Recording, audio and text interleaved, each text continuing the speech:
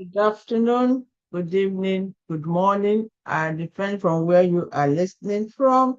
And I want to thank the organizers of this second international conference on gender equality, the International Conference on Gender Equality. I want to appreciate you. I want to thank you for the opportunity to organize this wonderful international conference and also to invite me to be here in principle, not in, in camera, not in principle. So I want to give God the glory. I thank God for you, and may God continue to bless you for this wonderful act of yours in Jesus' name. Um, when I got the theme of this conference, gives me give an action of thought and insight. And I was able to ask myself question from vision to reality. Do we really have a vision? And then are we realistic or what are we? And after delving into this, reading the concept and discussing with my sister on this event, I found out that yes, we had a vision and that we have moved this vision to reality across the world, and in particular for African women. And then what else do we do? Is to catalyze its sustainability. We need to catalyze its sustainability. And that is why I decided to choose a subtopic of mine under this theme as catalyzing gender equality in the post-30th anniversary of Beijing Conference for Women in African Communities. Let me share my slides and we're able to. Excellent. So I came up with this a theme to catalyzing gender equality in the post 30th anniversary of Beijing Conference for Women in Africa. Now, why do we say post 30th anniversary? Why we are saying the post 30th, 30 years of Beijing Conference is that in 1995, there was the Fourth World Women Conference in Beijing, China. And that is the beginning of putting our vision together to drive it into reality. The vision on gender equality, the vision that has to do with women and girls. And then we began to drive it up to this moment to achieve reality. So now the 30 years of Beijing Conference has given us the opportunity, gave us the opportunity for a vision for women. What best do we do? How do we see the vision, a vision that has to be rooted on women? So in 1995, it was a visionary agenda for the empowerment of women, which still remains today the most comprehensive global policy framework and blueprint for action that is geared towards women and girls across the world. Now, this platform for action, women and gender equality, it has some points that were raised. One of those points included the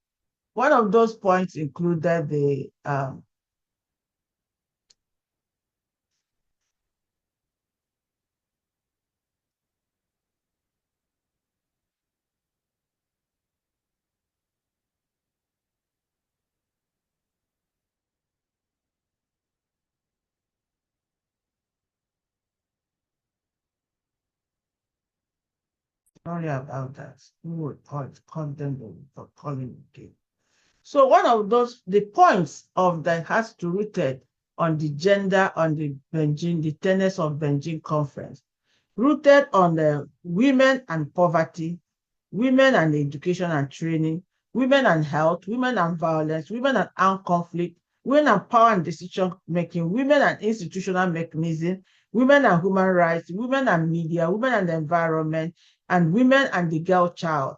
So these were the 12 imports that were decided at that conference that helped to shape the vision that we are walking into reality. So the conference of women in that 1995 uh, provided an agenda for women's empowerment and accelerating the implementation of the Nairobi forward-looking strategies for the advancement of women. Now, you look at women and gender equality. All those issues about the Beijing conference, the tenets, were all rooted in this aspect of gender equality, because we are looking at how to make the life of a woman better in Africa, the overall well-being of every woman across the world. So we thought about the gender equality and placing women in the topmost position, getting women involved in decision making, getting women in all sectors of development, getting the voice of women for the women. So these were area that we consider the gender equality. Now I want you to recall your mind that gender equality is not just about women. When we talk of gender equality, we are talking about both sexes, male and women. And then we're looking at how can women fit into these sexes. How can we fit in so that it will not be like the gap between man and woman is too much. And that was because we didn't know that we married education in a way that we did not understand the precepts and the concepts.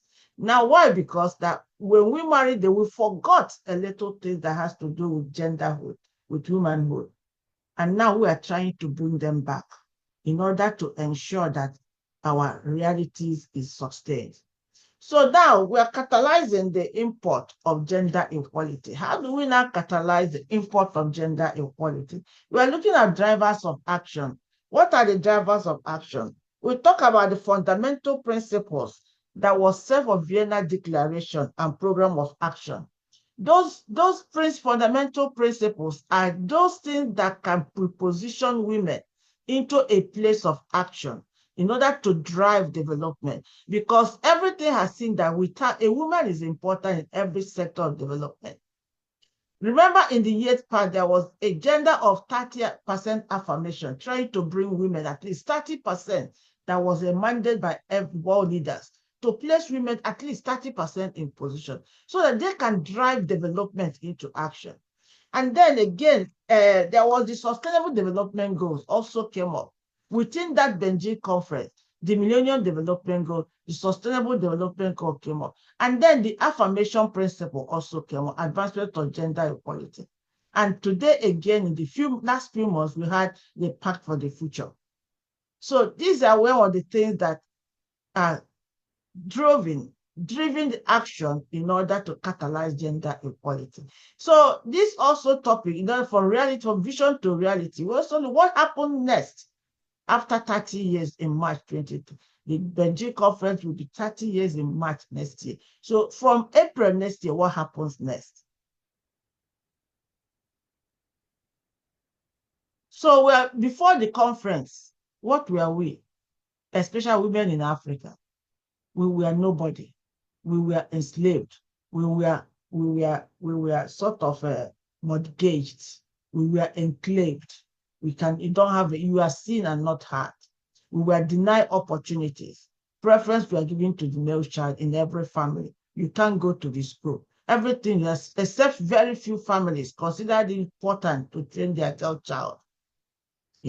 But preferences are given to the male folks in every family, especially in communities of Africa. Women were married out young for an assignment to help the family and all those. So before then, those things were there. But after that, there were, not that women were not going to school, women were going to school. But after that conference, from that 1995 conference, there was more awareness on the need to train a girl child, on the need to get women involved, on the need to allow women explore their inherent potentials. So these were happening from that Beijing conference. So the 30 years journey, what has it gotten to us? It has given to us a lot of actions. It has driven a lot of actions. One, for the UN Women was in place to handle the gender issues. Women's advancement advanced terribly, greatly. that there's no nation, there's no country you will not see a woman in leadership position. So some of these things help us. That 30 years of journey, it became a competition that in most countries they'll say, this country has more women in power, but this person has done. It began to be a warning to those countries. You need to put your women in power. You need to get this, that. So actions of the drive was now a campaign of bringing out women. Parents, families found it worthy to send their girl child to school, including Muslim families. Even the fanatic will begin to educate their children, the girl child. Now, there was sort of a lower speed in getting the girl child to marry early. Give them opportunity to develop themselves, to build their inherent potential, build their intellectual ability, and be able to contribute to family, to national, to society, to community development. So what are the strengths? We are that we were strengthened. We had role models we can look at. You have knowledge base. You are educated. You increase your idea data bank. Things begin to flow. Ideas begin to explode. Women begin to take leadership. Women begin to become a voice in national development. So these were our strength because of that Beijing conference 30 years ago. So weaknesses were also geared towards looking at the perspective of culture, the perspective of religion, and then the quota system. All these became weaknesses. But then opportunity dealt that we African women had the opportunity to explore their global potential. Today, we have a lot of African women in global positions.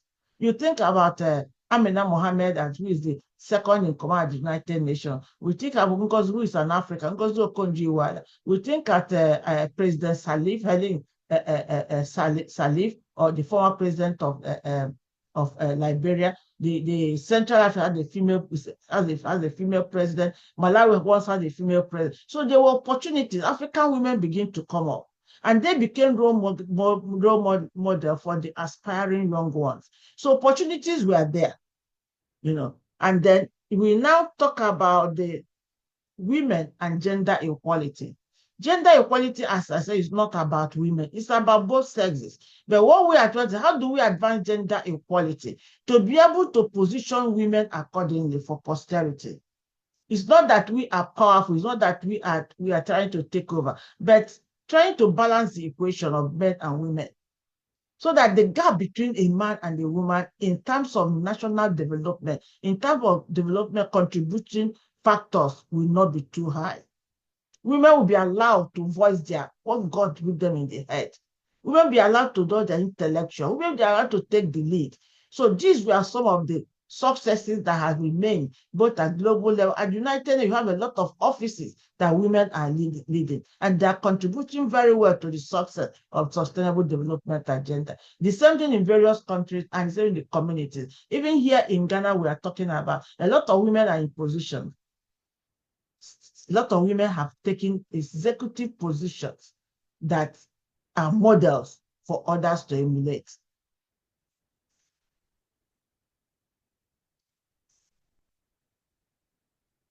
Now, so these are some of the initiatives. You now look at the need for women education. What does culture bring? With the geography aspect, the gender aspect, the women, especially the gender of a baby girl, a girl child, a young woman, an adult woman, an elder woman. So what are that kind of gender areas?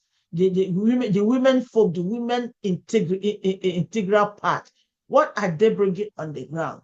To ensure that there is continuity from the top to the bottom and bottom up in order to actualize realities on the vision for African women. So catalyzing gender equality, as I said, the drivers of action, we look up generation of women, who are capable, who are positioned, who have the intellectual capacity, ability to be able to drive a cause in order to maintain development, to sustain development. I will mention a lot of women. And just at once we can just say Jack Robinson, you remember that. And there are a lot of women in these positions. So the drivers of this are making them leadership, being a voice to national development, being a part of decision-making processes, being handling economic aspect, using their brain to manage economy. Remember, women are the best managers of economy. Even the one they do in the kitchen, cooking a pot of soup, is management, because if you are not a good woman, you might be able to over put ingredients in the soup and become tasteless. So the efforts of action had been bringing up women's identity, inclusion, position, giving them the knowledge base, giving them education, giving them opportunity to bring out their inherent potentials. And that will help to drive the action for development in a very good way. And this has taken place based on what women are doing across the world. Some countries today we have out of 193 countries, we have about 30 women who are president of nations. So things are coming up, prime ministers and heads of service. Things are coming up. So there are positioning, the principle that have positioned women in order to be able to enable us drive the action of reality from vision. And then the path for the future is the recent one that came up in last September by the world leaders, where they were able to adopt the path for the future. And in that content is a lot of import that rooted on women. Getting women involved, protecting security, peace initiative, women and peace, women and economic development, women and the driving force into development, giving women more position, expanding from what is already done into a more inclusive opportunities. So women are being given opportunities. So this Pact for the Future was developed by World in September, and it's a document that each and every one of us should be aware of, to read and be able to know how to understand the next agenda in the post 30 years of the Beijing conference. So with the Beijing declaration, the Beijing conference had a declaration for and a platform for action. Now, these are the drivers that are needed for action in order to advance gender equality. One of those is 12 tenets, which, as I mentioned before, they're rooted on the 12 points, the decision that was adopted in that women conference and became the bullet of action that have brought women into reality from vision today. Now we look at women and poverty, we look at education and training, we look at women and health, violence against women, women and armed conflict, women and economy, women in power, women and decision-making, women institutional mechanisms for advancement of women. We look at human rights of women. We look at women and the media. We look at women and the environment. Also look at the girl child. These are the 12 tenets of the Beijing conference. Now again, we're looking at institutional arrangement. Who are those issues? We're looking at the placement of women, positioning of women from the local community to the global community.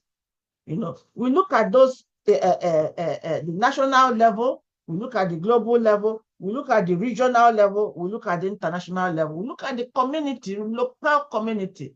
There are a lot of areas in Africa where women are heads of local governments, local positions in the state, in the region, in the national, in the global. So these are out of the thing that the vision brought us into reality in this position, which was not happening before.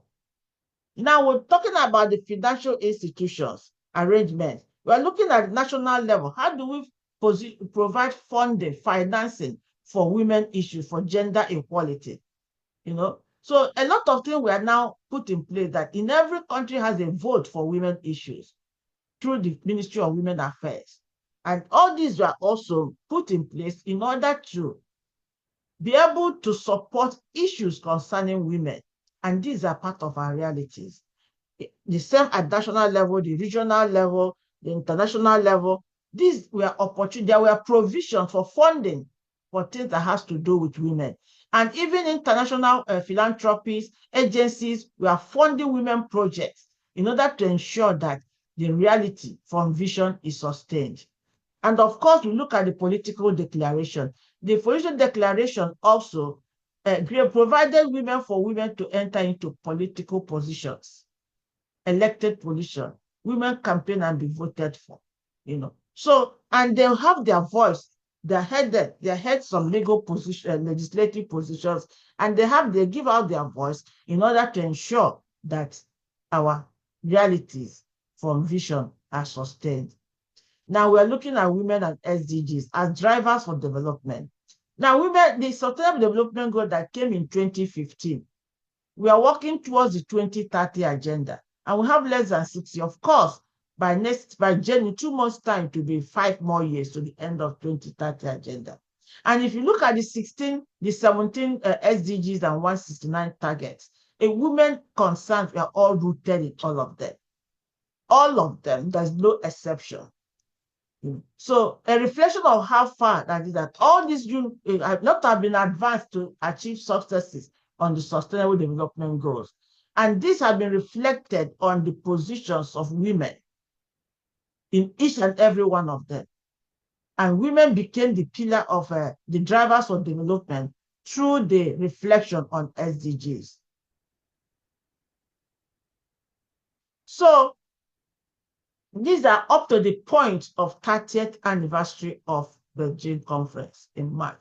Now, after that 30th anniversary, how do we now catalyze gender equality in the post-30th anniversary of Beijing conference with respect to African women? Now we're looking at the gender priority strategy. How do we prioritize gender issues? It's not about talking too much anymore. The post-30th anniversary will be more on action-oriented principles in order to retain the realities of our vision. And then we're looking at prioritizing, we're looking at women, peace and security. We're looking at gender-based violence and abuse. We're looking at women's health. We're looking at women gender exchange and genderpreneur economics. We're looking at education and advancement of women. We're looking at advancing gender equality. These have been points that we are focused on, that in the next 30 years, after the post, that's the next 60 years, we will comfortably to say that, yes, we started from vision, we went into reality, and we have sustained it because we have given priorities to issues of women. And to give this priority to issues of women is not just a lone voice. It is the women that will advance their voices in order to retain the realities of women of Africa. So everything about the post-start will be myself as a woman, for the women, and also by the women. And if all we can put our voice to stand on this principle, I as a woman, for the women and by the women, then we'll be able to stand up to talk about catalyzing gender equality principles by prioritizing issues about gender, prioritizing them, so that we cannot be jack of all trades and master of none. We prioritize them and know which one is African women more vulnerable. And then when we get into that, we now identify those that are African more vulnerable, and then we'll begin to catalyze it in order to achieve realities of our vision. Other parts of the world are doing it, and African women will not be left behind. So what does this gender priority strategy tell us? It tells us of gender imbalance and balancing.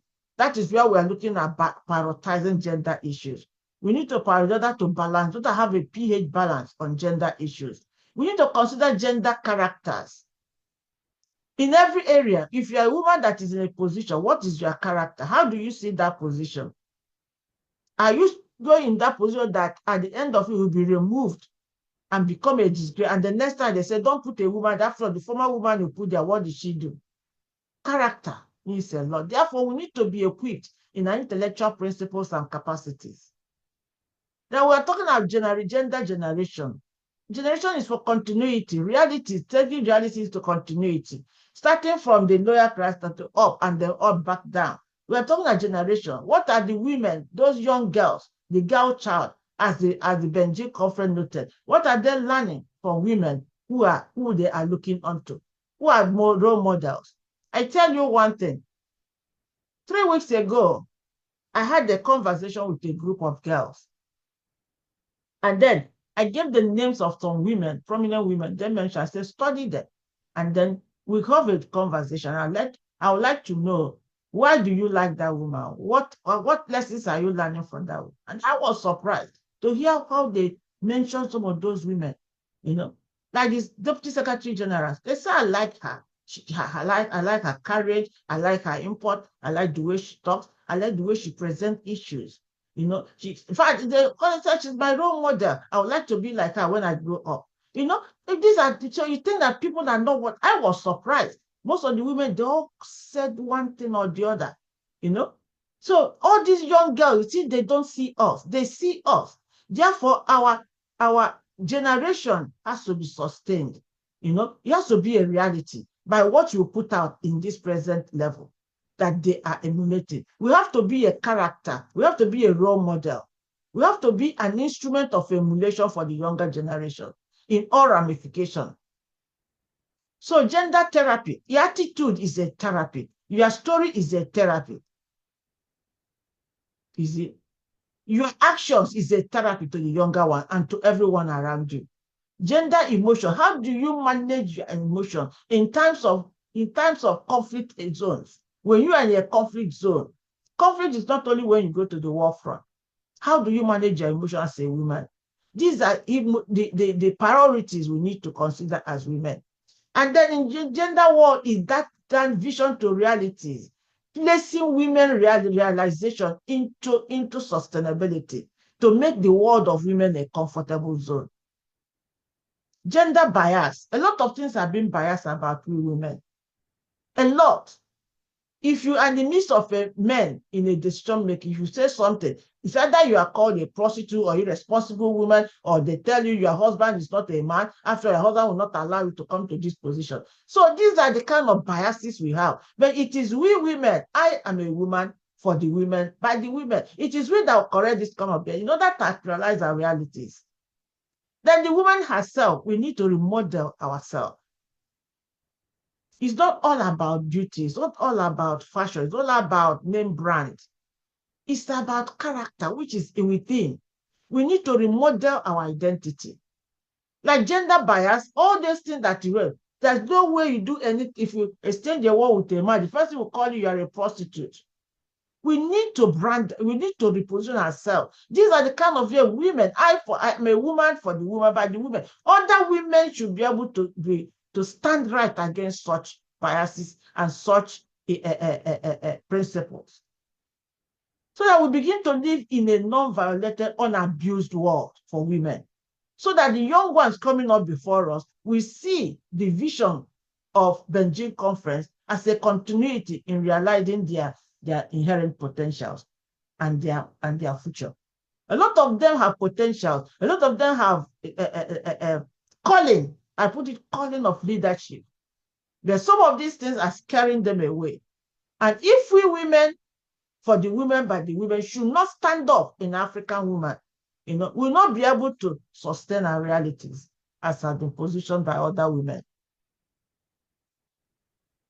So what are the innovation solutions? One of them is peers. Policy, education, advocacy, research, then solutions.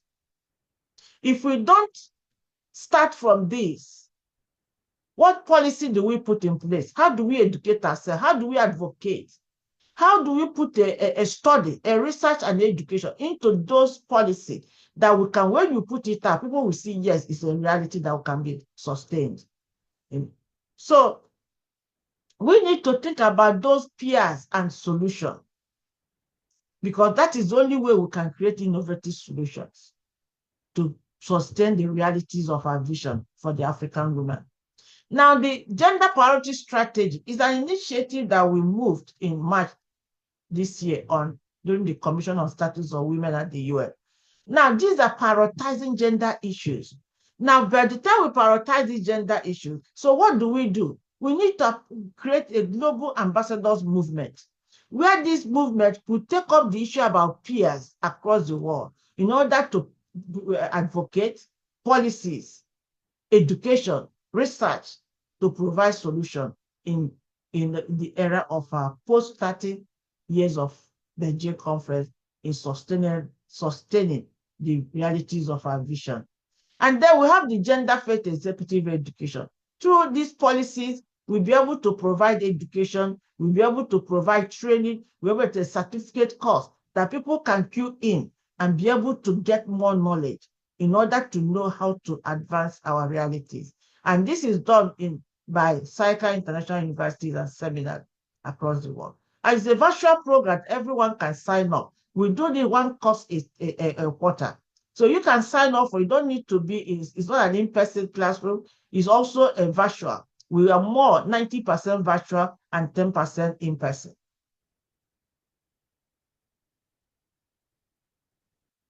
So future initiative, vision to reality. How do you, prioritizing the gender issues in post 30 years of Beijing conference, produce advocacy tool on a pack for World Women GPS toolkits. That is what we are talking about. You need to develop a toolkit from the pack for the future with respect to gender power. And we are doing it on March 14th during the Commission on Status of Women program here in New York. So we need to also do this, develop this World Women GPS toolkit to enact action on pertinent issues affecting women for strategic solution for a sustainable gender war in the post 30 years of Beijing anniversary.